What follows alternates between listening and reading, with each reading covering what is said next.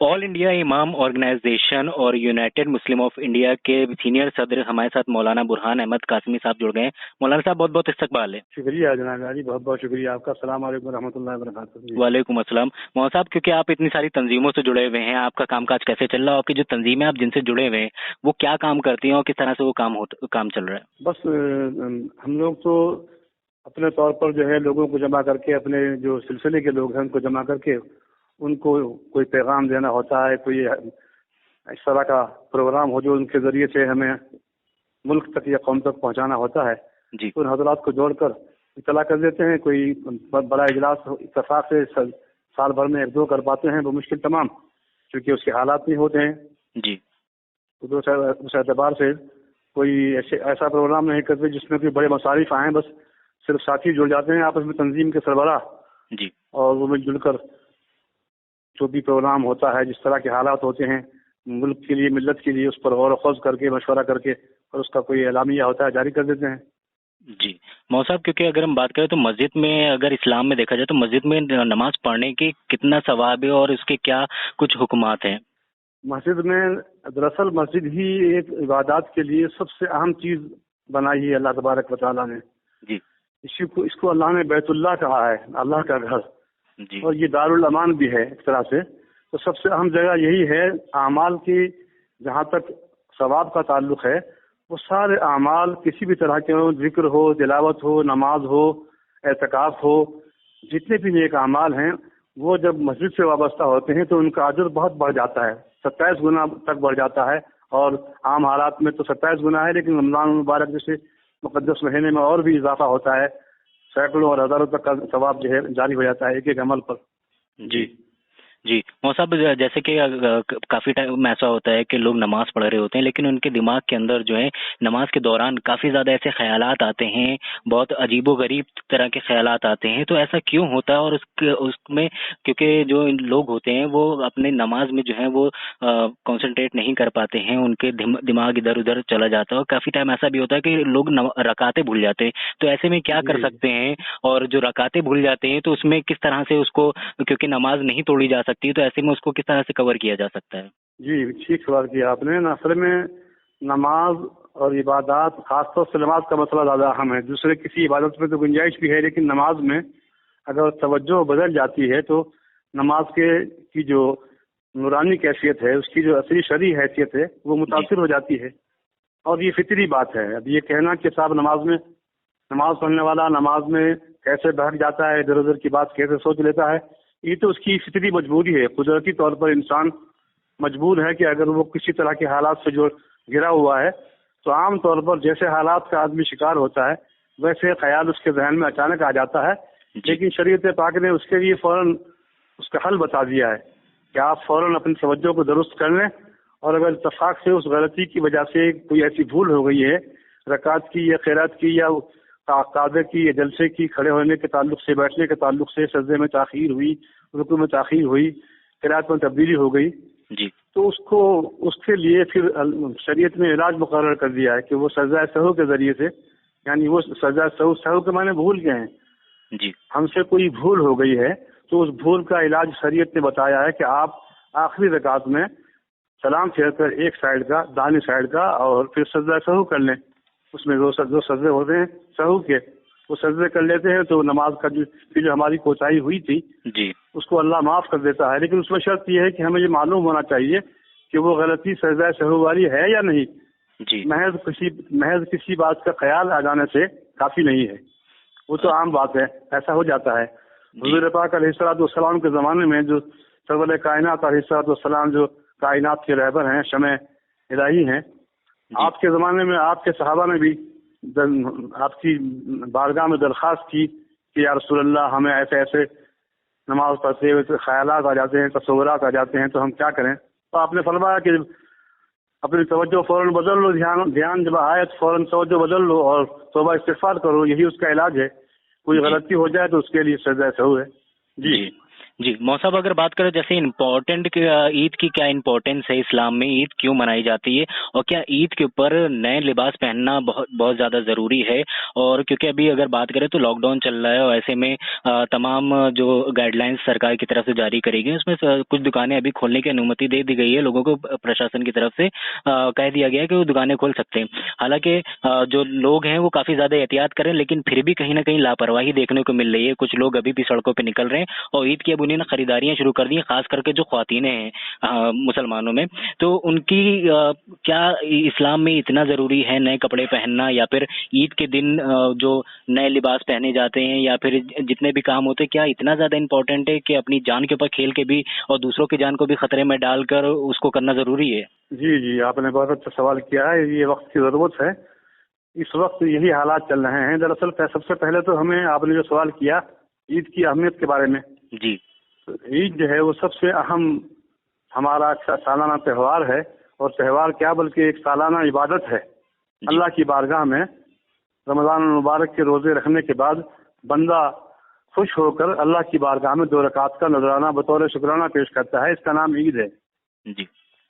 अब इसमें ईद को हम किन हालात में कैसे मनाएं, ये एक मुस्तकिल मसला है। हमारे साथ जैसे हालात हैं, हमें उसी एतबार से ईद को मनाने की गुंजाइश शरीयत ने अता कर दी है। हमारे लिए जुमे के रोज, ईद के रोज लिबास का बदलना, नहाना धोना, वैसे तो रोज ही सफाई का एहतमाम करना चाहिए, लेकिन बतौर खास इन मुबारक वक्तों में नहाना धोना, सफाई सुथराई, खुशबू का एहतमाम करना और अपनी हिम्मत के मुताबिक अच्छा लिबास पहनना। अच्छे लिबास की बात आई है, नए लिबास का कहीं जिक्र नहीं है कि आपके पास किसी खास दिन में नया कपड़ा, नया लिबास होना चाहिए, ऐसा बिल्कुल नहीं है। सबसे अहम शर्त जो है वो सफाई सुथराई, पाकीज़गी और अपने पास जो मौजूद है उसमें से जो बेहतर लिबास हो उसका इस्तेमाल करें। ये अच्छा, ये जो चल रहा है आपने बताया, हकीकत में लॉकडाउन की वजह से सब लोगों को उसकी पाबंदी करनी चाहिए और हम तो इस पर बहुत जोर दे रहे हैं, मुसलसल बयानात भी दे रहे हैं और मेरे 2-3 चैनल प्रोग्राम भी आ चुके हैं इस पर, और सारे उलमा जोर दे रहे हैं। हम तो बहुत छोटे लोग हैं, हमारी क्या हैसियत है, लेकिन बहरहाल हमारे बुजुर्ग सब इस पर जोर दे रहे हैं कि भाई अब चाहे वो जमात उलमा हिंद हो या फिर हमारा शरिया बिहार हो, दिल्ली काउंसिल हो, जमात इस्लामी हो, सभी हमारी तहरीकें तंजीमें मिलजुल कर सब इस पर जोर दे रहे हैं कि लॉकडाउन का पूरा ख्याल रखा जाए और इसमें लोग बाहर ना निकलें। और इसके बावजूद भी गवर्नमेंट ने अगर कोई सहूलत दी है तो मैं समझता हूँ कि वो सहूलत इसलिए नहीं है कि हम हर हाल में ईद पर नया कपड़ा खरीदें। ये बहुत अफसोसनाक बात है कि हमारी खवातीन, खासतौर पर मुस्लिम खवातीन, ऐसे मौक़ों पर किसी भी नाजुक मसले का ख्याल नहीं रखती हैं और इसके लिए सभी उलमा, सभी जिम्मेदार मिलत के रहनुमा मना कर रहे हैं। और हमारी भी ये ताकीद है कि खुदा के वास्ते मुस्लिम खवातीन, हमारी बच्चियाँ, माएँ, बेटियाँ बाहर ना निकलें और वो उसका ख्याल रखें कि अपने बच्चों को जो उनके पास घरों में होता है, या हम हर जुमे को अपने बच्चों को, अपने घर वालों को अच्छा लिबास, धुला हुआ लिबास प्रेस करके पहना देते हैं, ऐसे ही ईद पर उसमें से जो बेहतर से बेहतर कपड़ा हमारे पास हो वो कपड़े उनको पहना दें। और इस शरीयत में कोई पाबंदी नहीं इस बात की कि हम किस मौके पर कोई नया लिबास पहने।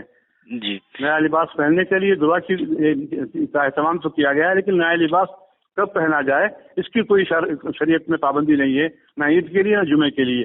अगर किसी को मुहैया है तो बहुत अच्छी बात है। अब लोगों के पास अगर घरों में मौजूद हो तो वो उसको इस्तेमाल कर लें, लेकिन बाजार जाने की शरीय एतबार से, ना कानून के, हुकूमत के कानून के एतबार से कोई गुंजाइश नहीं मिल रही है। ऐसे में तमाम मुसलमानों को, खासतौर से मुस्लिम खवातीन को ये इसकी पाबंदी करनी चाहिए कि वो सिर्फ लिबास खरीदने के लिए, ईद की ज़रूरियात के लिए, खाना भी हम हल्का खा सकते हैं, हालात भी ऐसे नहीं हैं, घरों में दिक्कतें हैं, सामान नहीं है। अगर हम ईद भी हल्की कर लें और हल्का खाना बना लें तो कोई हर्ज की बात नहीं है।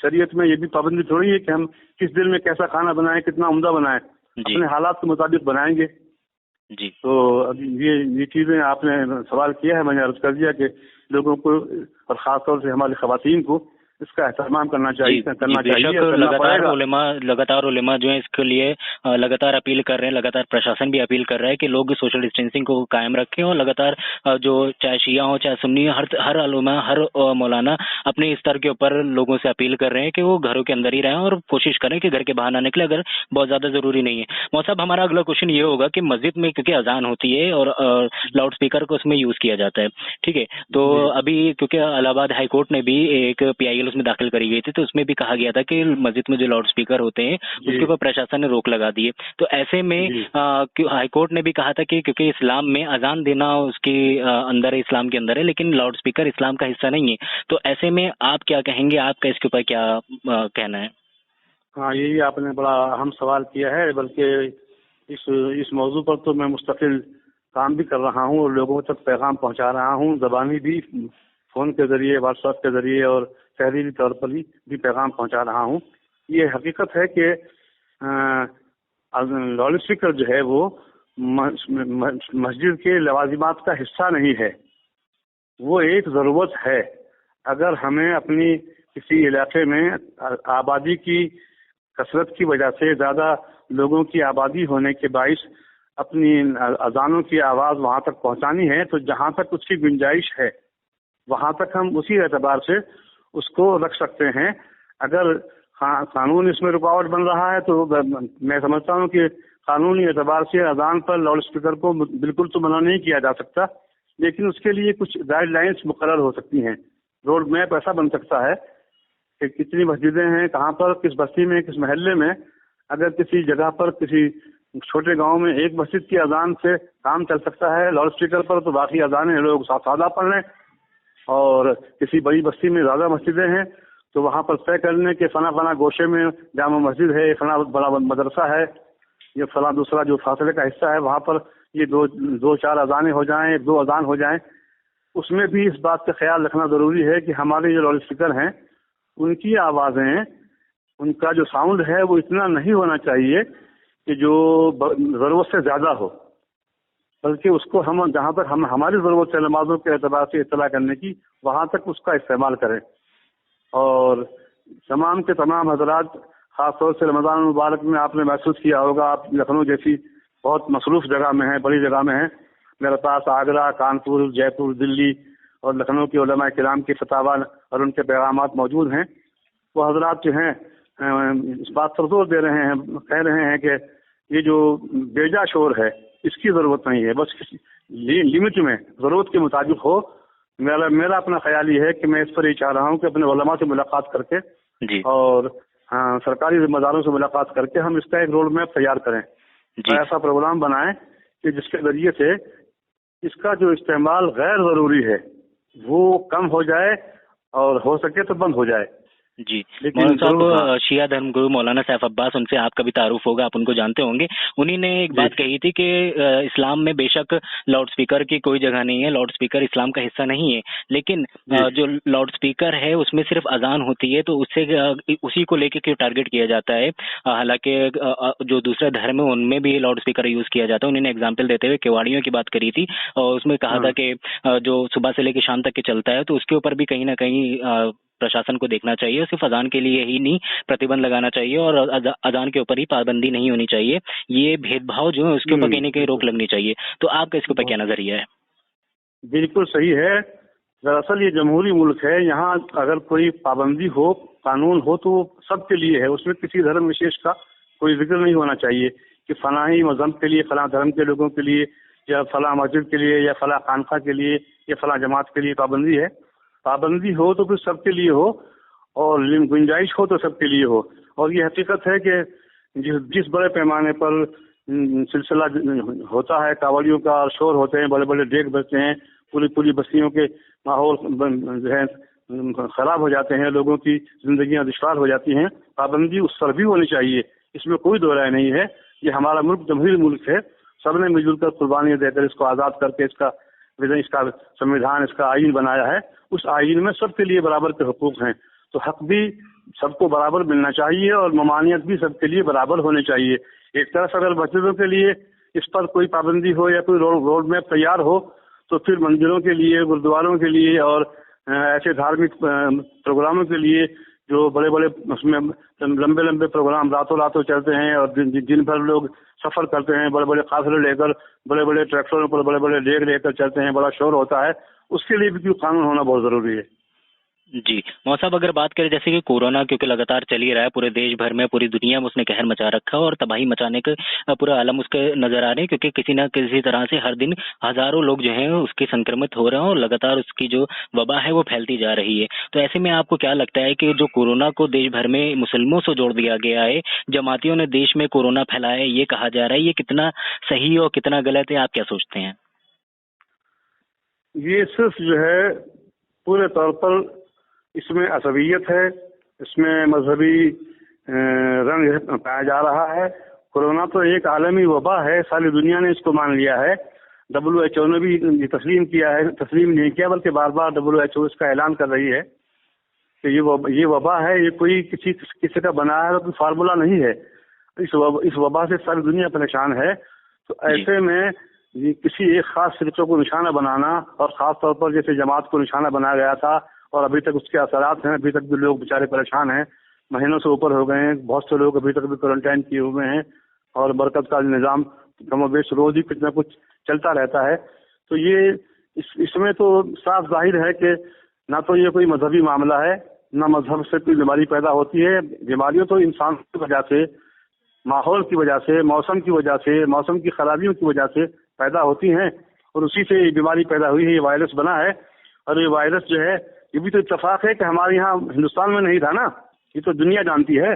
ये वायरस जो है, इसको अगर मजहब से जोड़ा जा रहा है, खास तौर से हमारे यहाँ हिंदुस्तान में, तो ये हिंदुस्तान से तो शुरू हुआ नहीं।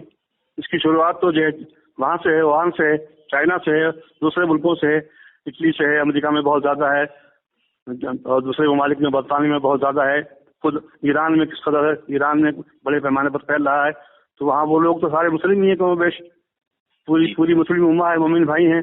वहाँ वो किसको इल्जाम देंगे? वहाँ पर जो 10-20 हिंदू हैं, बेचारे गैर मुस्लिम हैं, सिख हैं, ईसाई बिरादरी के लोग हैं, तो क्या वो उनसे जोड़ देंगे कि इन लोगों ने हमारे ईरान में कोरोना फैला दिया है? तो हमारे हिंदुस्तान में जब ये बात नहीं है कि वहाँ ऐसा नहीं हो सकता है, तो हमारे मुल्क हिंदुस्तान में कैसे इसको मुसलमानों से या किसी धर्म विशेष से जोड़ा जा सकता है? बड़ी अफसोसनाक बात है ये, और इस पर सारे जिम्मेदारों को, हमारी हुकूमतों को, सूबाई हुकूमतों को, मरकजी गवर्नमेंट को, वजारत दाखिला को बैठकर गौर करना चाहिए कि इस वबा की वजह से नुकसान बहुत हुआ है। हमारे मुल्क का इत्तेहाद, हमारा कौमी इत्तेहाद, हमारा आपस का भाईचारा वो तबाह बर्बाद हुआ है।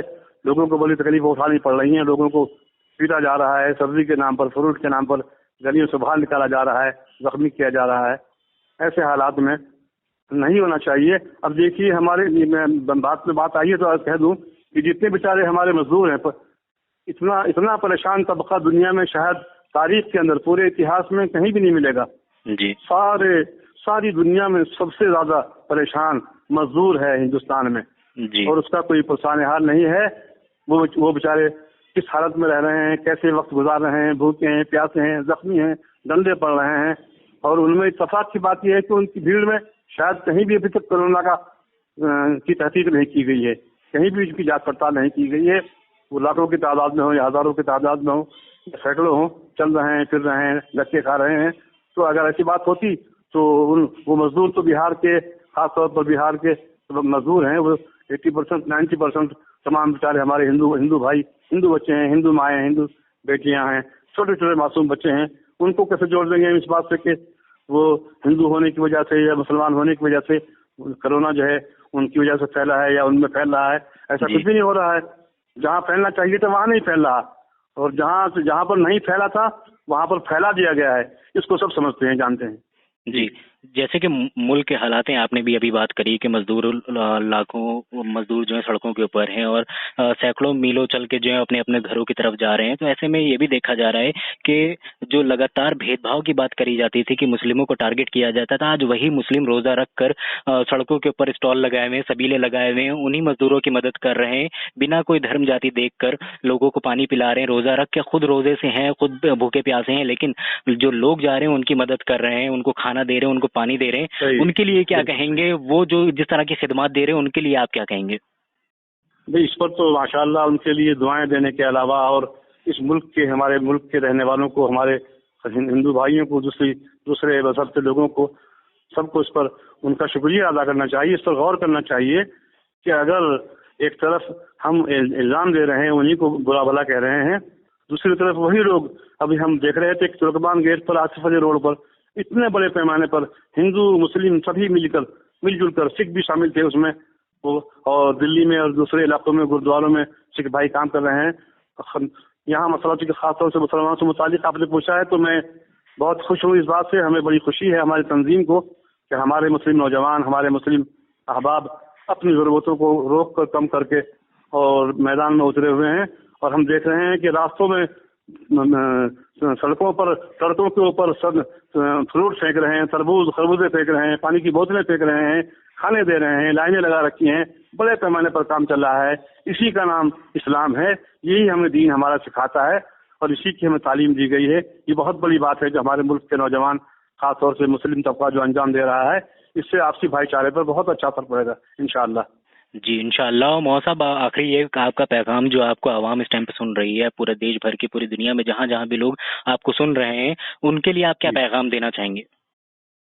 بس ان تمام سے یہی گزارش ہے کہ یہ موقع خاص مسلمانوں کے لیے، خاص طور پر جب تک رمضان کی چند روز باقی رہ گئے ہیں، دعا کرنے کا ہے، توبہ کرنے کا ہے، استغفار کرنے کا ہے، اور ساری دنیا کے انسانوں کو یہ پیغام ہے، انہیں سمجھ لینا چاہیے کہ اللہ جب ناراض ہوتا ہے، زمین پر گناہ جب بہت زیادہ ہو جاتے ہیں، بے حیائی، بے شرمی، شراب نوشی، زناکاری، لوٹ مار، قتل و غارت گری، بے ایمانی، بدعنوانی پھیل جاتی ہے، تو اللہ کی ناراضگی کا جو پیمانہ ہے وہ ٹوٹ جاتا ہے، اور وہ پھر اپنا کوئی نہ کوئی کسی نہ کسی بہانے کوئی عذاب مسلط کر دیتا ہے۔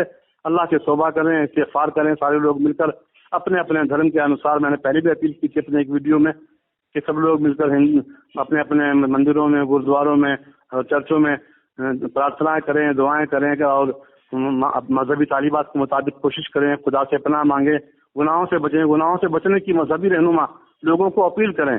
یہ موقع جو ہے، ایسا لگ رہا ہے کہ قیامت جو ہے ہمارے سر پر آ گئی ہے، اور انسانوں نے گناہ اتنے پھیلا لیے ہیں، اتنے اپنے سر پر چڑھا لیے ہیں کہ نبی رحمت سرور عالم سیدنا محمد رسول اللہ صلی اللہ علیہ وسلم کی ذات گرامی نے جو پیغام دیا تھا قیامت کے قریب کہ لوگ ننگے ہو جائیں گے، بے حیا، بے شرم ہو جائیں گے، شراب نوشی، زناکاری عام ہو جائے گی، وہ تمام مناظر سامنے آئے۔ اس کے نتیجے میں اللہ ناراض ہوا، اور ناراض ہونے کی وجہ سے ہمیں ایسے مرض میں مبتلا کیا کہ کسی کو بھی نہیں بخشا پوری دنیا میں، نہ عرب کو، نہ عجم کو، نہ مندر والوں کو، نہ مسجد والوں کو، نہ کعبے والوں کو، نہ مدینے والوں کو، سب کو مبتلا کر دیا ہے، سب کو آزمائش میں ڈال دیا ہے۔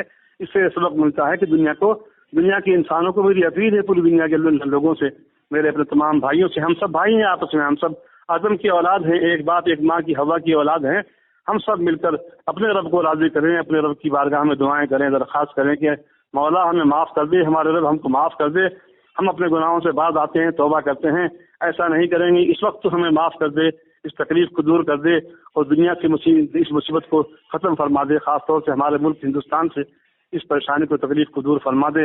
ہم آئندہ احتیاط کی اچھے عمل والی زندگی گزاریں گے اور نیک بنیں گے، مسجدوں کو آباد کریں گے۔ آج تو نے ہماری بدعملی کی وجہ سے مسجدوں کی دروازے بھی ہمارے لیے بند کرا دیے ہیں، ہم توبہ کرتے ہیں کہ آئندہ مسجدوں کو آباد کریں گے، مسجدوں کا ادب کریں گے، اذانوں کا ادب کریں گے۔